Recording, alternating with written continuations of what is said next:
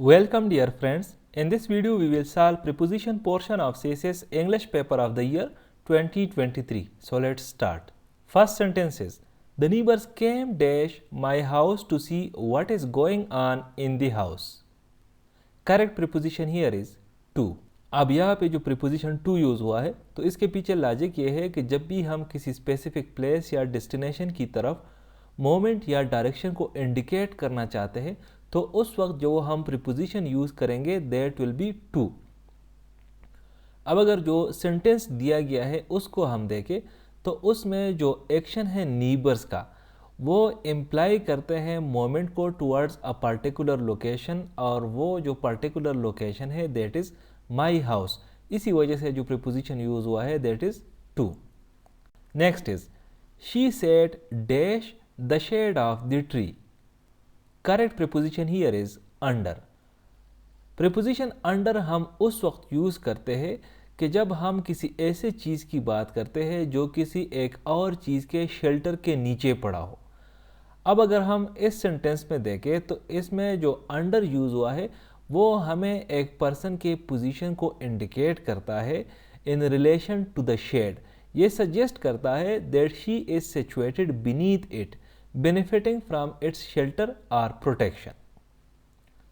Third sentence is the moon does not shine dash its own light.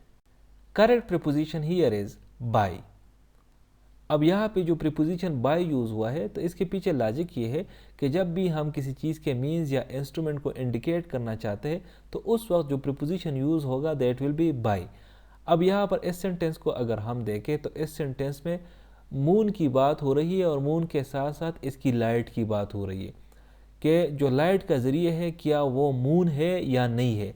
तो जो sentence हमारी बनेगी that will be the moon does not shine bye its own light. हालांकि वो हमें पता है कि मून की अपनी लाइट नहीं होती, सूरज की लाइट मून पे लगती है और इसके बाद जो लाइट रिफ्लेक्ट होती है सूरज वाली लाइट तो उससे जो लाइट जनरेट होती है तो हम उसको मून वाली लाइट कहते हैं, हालांकि वो उसकी अपनी लाइट नहीं होती। Next sentence is the burglar jumped dash the compound wall. Correct preposition here is over. अब यहाँ पे जो प्रीपोजिशन ओवर यूज़ हुआ है तो इसके पीछे लॉजिक ये है कि जब हम किसी एक चीज़ की मोमेंट की बात करते हैं, एक चीज़ मोमेंट कर रहा है दूसरे चीज़ या दूसरे ऑब्स्टिकल के ऊपर, लेकिन वो मोमेंट इस तरह हो कि वो जो ऑब्स्टिकल है उसको टच किए बगैर उसके ऊपर से क्रॉस हो जाए, तो उस वक्त जो हम प्रीपोजिशन यूज़ करेंगे दैट विल बी ओवर। इस सेंटेंस को अगर हम देखें तो जो बर्गलर है वो जंप लगाता है और जो कंपाउंड वॉल है उसके ऊपर से वो जंप लगाता है। तो हमें पता है कि जब कोई जंप लगाता है तो वो जंप यूजुअली इसी तरह होता है जो दीवार के ऊपर जंप होता है कि दीवार टच नहीं होता उसके साथ।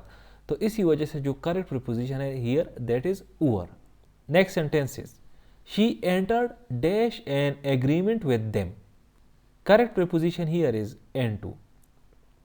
यहाँ पर प्रीपोजिशन N2 के यूज़ करने के पीछे लॉजिक ये है कि जब भी हम इनसाइड समथिंग मोमेंट या एक्शन को इंडिकेट करना चाहते हैं तो उस वक्त हम प्रीपोजिशन N2 यूज़ करते हैं। वो जो समथिंग जिसके अंदर वो मोमेंट हो रही हो तो वो फिजिकल स्पेस भी हो सकती है या एक एब्स्ट्रैक्ट कंसेप्ट भी हो सकता है। अब अगर हम इस केस को देखें तो इस केस में जो N2 यूज़ हुआ है तो वो हमें ये शो कर रही है या ये इंडिकेट कर रही है that she transitioned or moved into an agreement. वो एक एग्रीमेंट के अंदर चली गई है या एक एग्रीमेंट में दाखिल हो गई है, thus forming a contractual relationship with them.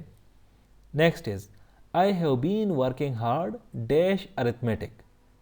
Correct preposition here is on.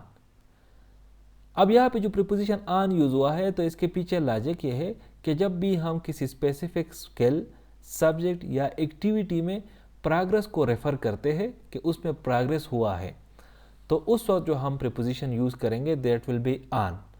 अब अगर इस सेंटेंस को हम देखें तो इस सेंटेंस में जो स्किल है वो अरिथमेटिक है कि एक बंदा जो है हार्ड वर्क कर रहा है और उसके जो अरिथमेटिक के स्किल है वो इम्प्रूव हो गई है, तो इसी वजह से प्रीपोजिशन ऑन जो है वो करेक्ट ऑप्शन है। Next sentence is he got dash his bicycle। correct preposition here is on। अब यहाँ पे जो वर्ब यूज़ हुआ है दैट इज़ गेट, और गेट के डिफरेंट मीनिंग्स हो सकते हैं। वो डिपेंड करता है कि गेट किस कंटेक्स्ट में यूज़ हुआ है और गेट के बाद जो प्रीपोजिशन इसके साथ यूज़ हुआ है वो प्रीपोजिशन कौन सा है। प्रीपोजिशन के साथ साथ और कंटेक्स्ट के साथ साथ गेट के माने चेंज हो सकते हैं।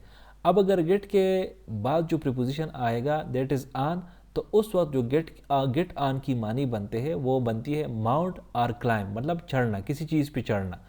अब अगर हम सेंटेंस को देखें तो सेंटेंस में बाइसाइकिल की बात हो रही कि एक बंदा बाइसाइकिल पे चढ़ रहा है, तो ऑटोमेटिकली बात यह है कि फिर गार्ड के बाद जो प्रीपोजिशन आएगा दैट विल बी ऑन।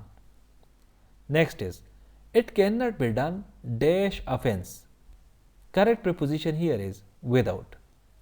अब यहाँ पे जो विदाउट यूज़ हुआ है तो विदाउट इसलिए यूज़ हुआ है कि विदाउट यूजुअली इंडिकेट करता है हमें किसी चीज़ की लैकनेस या एब्सेंस को।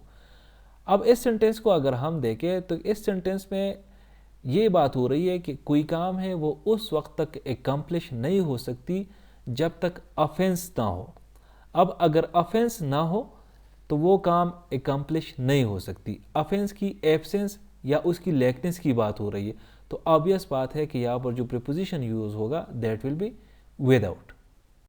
Thank you for watching this video. Stay blessed.